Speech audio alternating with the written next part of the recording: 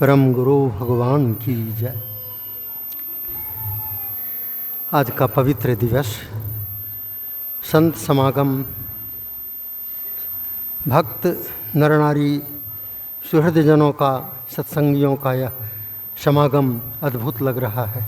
पाक्षिक ध्यान के उपलक्ष्य में हमारे महर्षि महाराज की ज्ञान संवाहक, धर्म प्रेम संवाहक स्वामी निर्मलानंद बाबा जी और अन्य बाबा जी इन लोगों ने पाक्षिक ध्यान के उपलक्ष्य में, जैसा मुझे अभी पता चला, इस सभा का संगोष्ठी का आयोजन किया गया है। सभी संतजन जो भी संप्रति श्रीमान स्वामी जी हमारे सामने हैं, सभी विराजमान हैं और आप सब श्रोतागण भी। जो सत्संग की यह सभा है, यह भी बहुत अच्छा लग रहा है। यहाँ प्रवेश करते मन को बड़ा आनंद आया है। ऐसे ऐसे उपदेश वाक्यों को लिखवाया है, अपने हृदय के उद्गार को इनके धर्मशास्त्रों के अनुसार इसे पढ़कर बड़ा ही आत्मबोध होता है, दिशा का निर्देश होता है कि मनुष्य का जीवन किधर जाना चाहिए, नरक की ओर या आनंद की ओर, नरक की ओर या स्वर्ग की ओर या मोक्ष की ओर। इस पर विचार किया गया है नाना धर्मशास्त्रों के वाक्यों के द्वारा। संत महात्माओं के अद्भुत समागम जो संतों ने प्रचार किया है, जिसे पूर्व से भी हमारे यहाँ सनातन धर्म के द्वारा जो बहुत युगों से, हजारों वर्षों से चला आ रहा है, जिस सत्संग की धारा गीता, रामायण, महाभारत, भागवत, देवी पुराण, तमाम पुराणों के द्वारा और महापुरुषों के द्वारा, चाहे जिन जिन स्थानों पर वो महापुरुष प्रकट हुए हों, जन्म लिए हों, चाहे जंगलों में, चाहे किसी कहीं पर लिए हों, उनके उत्तम वचन जो हैं, जो मनुष्य को जोड़ता है, हृदय को जोड़ता है। ऐसे जो, क्योंकि महापुरुष जितने भी हुए हैं उन्होंने हृदय को जोड़ा है, किसी के हृदय को तोड़ा नहीं है। क्योंकि वह भगवान जो है, वह प्रेम स्वरूप जो परमात्मा है, सबके हृदय में निवास करता है। गीता में श्री कृष्ण भगवान ने स्वयं कहा है, जो परम गुरु हैं, संसार के जगत गुरु हैं, ईश्वरः सर्वभूतानां हृदय देशे अर्जुन तिष्ठति, भ्राम्यन् सर्वभूतानि जंत्रारूढ़ानि माया। ईश्वर जो हैं, परमात्मा जो हैं, समस्त भूत प्राणियों के हृदय में नित्य निरंतर विद्यमान है। इससे सिद्ध हो गया कि हमारा सबका हृदय वह परमात्मा के रहने का वास स्थान है। इसलिए हम सब दिल से एक हैं। दिल चाहता है ऐक्य हो जाना, एकता को पसंद करता है।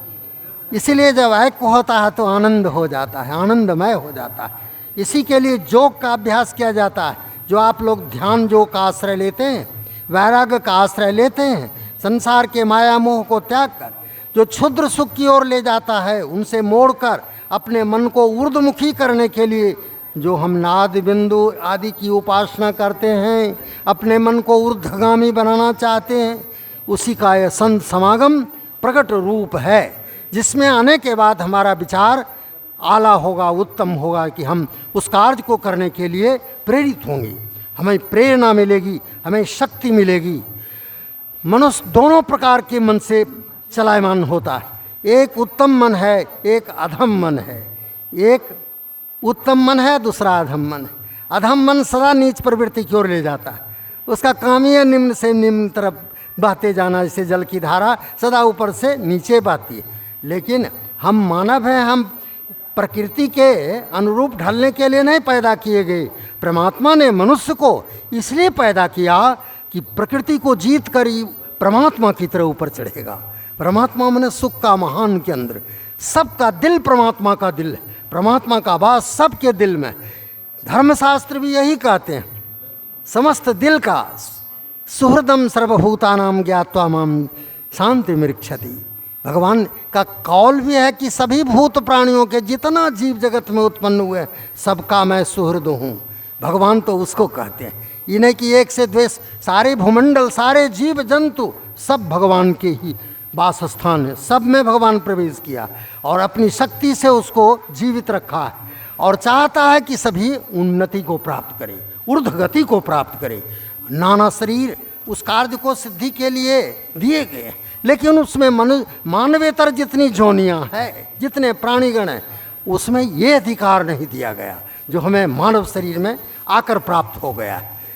पशु जोनी तमाम, जहाँ मानव के अलावा जितनी जोनियाँ देख लीजिए शरीर में, कुत्ते बिल्ली तमाम, उसमें भोग जोनी कहलाता है। वो भोग तो सकता है लेकिन योग नहीं मिला सकता, ध्यान नहीं कर सकता, उच्च चिंतन करने में असमर्थ है, उसको अपने पाप का फल, पुण्य का फल भोगना पड़ता है। इसलिए वो जोनियों को भोग जोनी कहते।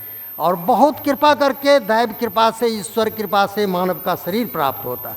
कबहु को करी करुणा नरदेही, देत हेत विन ईश सनेही। वो परमात्मा की कृपा से ही मानव शरीर प्राप्त होता है। मानव शरीर दुर्लभ है, यह नहीं मिलेगा। जो इसका दुरुपयोग करते हैं, जो सब कुछ संपन्न होते हुए भी हम कल्याण के लिए नहीं प्रयत्न करते हैं, समय रहते हुए भी, तो हमें भी दुर्गति का पशु जोनि में जाना पड़ेगा। यही होगा जो न्यायोचित होगा, जो कुदरत का, प्रकृति का न्याय होगा। उस वहाँ पर कोई न्यायालय नहीं, ये सब बाहरी चीज़ें, उसके आँख में कहीं कोई धूल नहीं सकता, धूल नहीं झोंक सकता। वो सबका न्याय करता है, सबका दृष्टा बना हुआ है, सही सही मूल्यांकन करता है। इसलिए सब जोनियों में जीव विचरते हैं।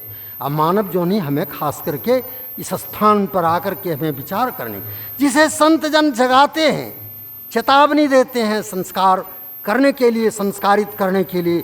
देखिए आप लोग के बीच में भगवत कृपा से, दैवी प्रेरणा से यह पहुँचे हैं, और आप लोगों ने भी इनका सहयोग दिया। इन्होंने आपको प्रेरणा दिया और आगे बढ़ने की प्रेरणा दिया कि अपने हृदय को शुद्ध होने दो। हृदय के शुद्धि के बाद उसमें परमात्मा का आनंद स्वमेव आपको अनुभव होगा। कालेन आत्मनिविंदति।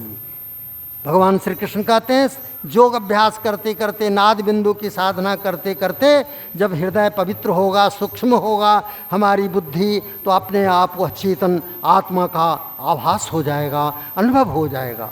हम लोग सत्संग का और परमार्थिक सारे कार्यों का संत जन, महात्मा जन, आप जैसे सुहृद सज्जन निरंतर इसी दिशा में प्रयास कर रहे हैं। और इच्छा तो सबको ही है कि ऐसा आनंद मिले जो आनंद घट न पावी। हम यह भी देखते हैं, जन्म मृत्यु जरा व्याधि दुख दोषानुदर्शनम, ये संसार दुखालयम शाश्वतम। भगवान ने इसको बता दिया कि जिस संसार के क्षणिक सुखों को आप हम सब मानते हैं कि बहुत सुखदायी है, वो क्षण भर में मिटने वाला है, तृप्ति नहीं होगी।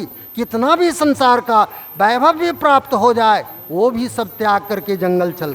अगर संसार के सुख में ही सुख होता तो गौतम बुद्ध क्यों उस कपिलवस्तु साम्राज्य का त्याग करता? वो विद्वान था कपिलवस्तु का, गौतम, सिद्धार्थ जिनका नाम था, राजदरबार के थे। 30 वर्ष की अवस्था में उन्होंने जगत का त्याग किया था।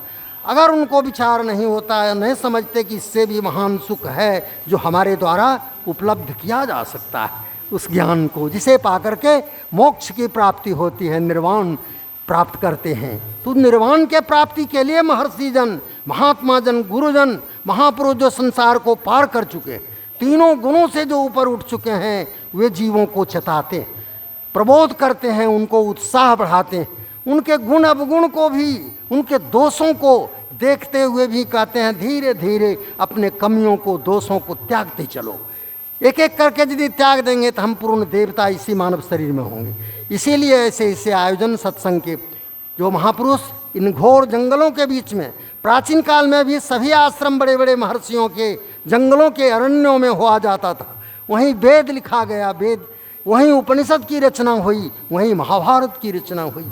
सारे एकांत में, सारे ऐसे विजन शुद्ध प्रदेशों में ही ये सब चिंतन उच्च किए थे हमारे महर्षियों ने। महर्षि वशिष्ठ का आश्रम हिमालय के जंगलों में था, महर्षि वाल्मीकि का आश्रम, और जितने महर्षि अगस्त का आश्रम दक्षिण भारत के दंडकारण्य क्षेत्र में, और जितना जितना कहला जाए सभी प्राचीन काल के ऐसे होते थे जिनको 10-10 हजार शिष्य होते थे।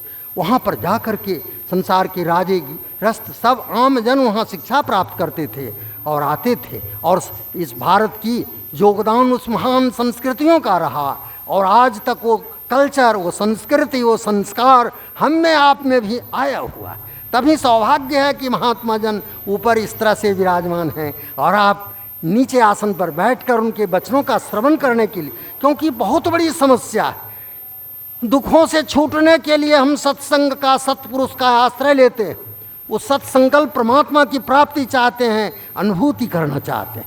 इसी के लिए हम अपने आयोजनों में सब भाइयों से हृदय खोल करके प्रेम भाव अपनाते हैं। यहाँ कोई अंतर नहीं, कोई छुआछूत नहीं, कोई भेद विभेद की बात नहीं, क्योंकि दिल तो सबका एक है।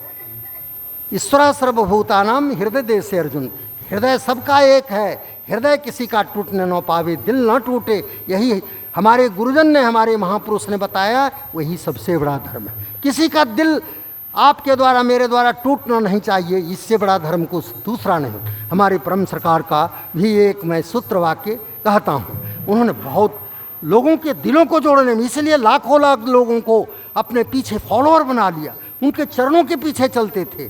क्यों? अपने सिद्धांत पर अटल थे और अपने मार्ग पर दृढ़ता से चले जा रहे। उनके देखा देखी हजारों हजार सैकड़ों लाखों उनके पीछे अनुयायी बन गए और आज तक चल रहे हैं। उनका केंद्र स्थापित करते हैं, युगों तक उनकी मार्ग पर चलते रहने की प्रेरणा वो महापुरुष दे जाते हैं। महर्षि महाराज भी इधर हुए, महर्षि मेहिदास जी महाराज जो युग क्रांतिकारी, उन्होंने इतना सरल, देखिए उनका चित्र लगेगा इससे मासूम बालक की तरह, उनका चित्र देखकर लगता है कि भोला भाला चेहरा, जरा भी विकृति नहीं। कितने पवित्र आत्मा, कितने महान पुरुष, कितने उदात्त विचार हैं। जन जन के बीच में स्वयं भ्रमण करके उन्होंने लोगों को जगाया। आज उन्हीं के संवाहक महात्मा जन भी उन्हीं के बताए हुए प्रदर्शित मार्ग पर आगे बढ़ाए ले जा रहे। यस, हमारा धन्यवाद है संत जनों की इस मंडली को। मैं नमन करता हूँ स्वामी जी महाराज, निर्मलानंद बाबा जी महाराज, लक्ष्मण जी और सब गण्यमान जितने हैं, इनको मैं नमन करता हूँ। आपके कार्यों की मैं तहे दिल से धन्यवाद साधुवाद देता हूँ और इन उपस्थित श्रोतागण माताओं और भाइयों को भी बहुत बहुत बधाई हो, धन्यवाद हो। बोली श्री सतगुरु भगवान की, संत समागम की जय। जय गुरु, जय गुरु, जय गुरु।